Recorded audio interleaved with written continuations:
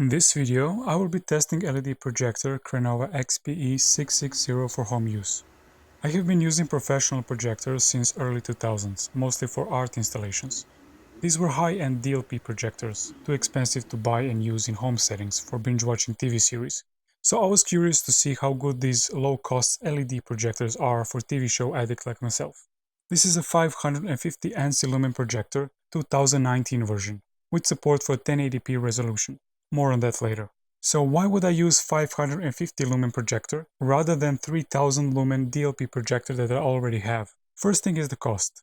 The replacement lamp on my DLP projector costs more than this complete LED projector and lasts about 1000 hours in the best case. But this LED lamp is supposed to be more reliable and should last up to 50,000 hours.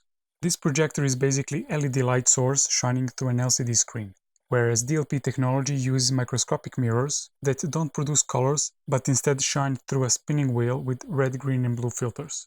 The professional DLP technology produces sharper image, but there is a problem when you're not using them for presentations, but watch movies and other high-speed content instead. Then you will see all the separate filter passes, which can be tiring and annoying. It's called the rainbow effect. But since this is LED projector and has LCD technology, then there is no issue with that. My first concern was that the image would be too dim at 550 lumens, but it wasn't, and I was pleasantly surprised. My wife, who doesn't know the difference between these technologies, chose the small projector to have better picture. The exterior build quality met my expectations. There is a rubber lens cover on the string so you don't lose it. There is an adjustable foot for changing tilt.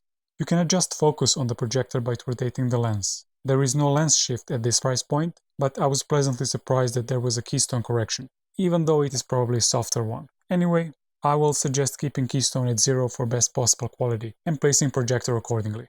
On the back we have two HDMI ports. There are two USB ports. One can probably power a PC on a stick, or Chromecast, or another casting device. It also supports playing media off the USB drive, which I will demonstrate later. On the side we see AV in, then an audio out to connect soundbar or headphones, but built-in speaker was pretty good and had stronger sound than the laptop I was using for movie playback. There is also a VGA port and infrared receiver for remote control on the front and the back.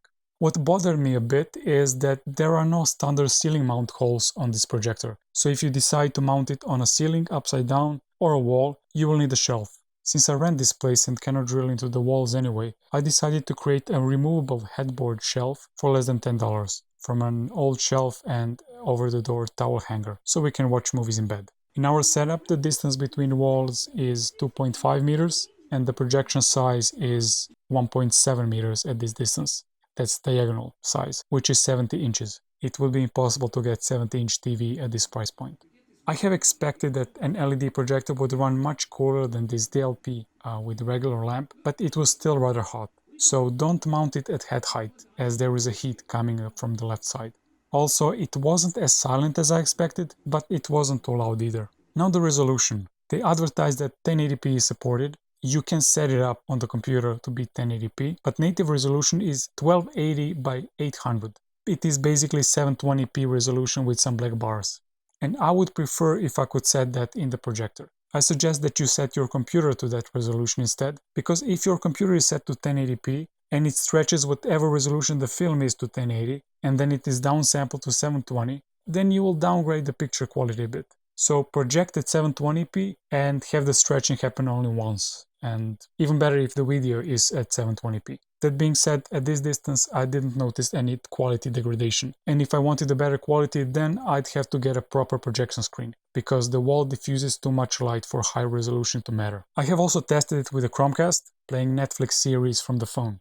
The Chromecast cannot be set to 720p, so it was casting at 1080p. I had frame rate issues with Chromecast, but I don't know if the reason is the projector or the Chromecast itself, but I have fixed it by checking this option in the Chromecast. I have also tried casting YouTube videos, and there was no issue with it. Then I have also tested it with my 8-inch Windows tablet that has mini HDMI port as a second screen. At 1080p resolution the image was fine, bearing in mind that it is actually downsampled to the native resolution of the projector, so it wasn't as perfect sharpness for the text as it could be. I have tried switching the resolution to the projector's native resolution, but then the image would be just smaller. I'm not sure if it's the projector, cable, or the tablet responsible for that. But since you can set the computer to that resolution, I would guess that it's not the projector's fault. Projector can also play videos, photos, or music from the USB key plugged into the projector, as you can see here. I would use it to load it with vacation photos and use it as a live wallpaper, since lamp lasts for so long. I won't be using it with preloaded videos from USB, since I always have my media server online and I can stream directly from it, or from Netflix, Twitch, or other streaming services via Chromecast. So should you buy this? If you are a TV series addict and have a TV smaller than 65-inch, or you need it as a secondary TV like I do, then maybe you should get it. The projector is not expensive and probably costs much less than your phone, and you will have some fun time with it. I don't know if it is the best projector for the price, but it is pretty much what you can expect for this money. It costs as much as I would pay for the home entertainment projector. And considering that the lamp is rated for 50,000 hours and that there is no recurring cost, I think I will use this instead of my DLP projector. Cheers!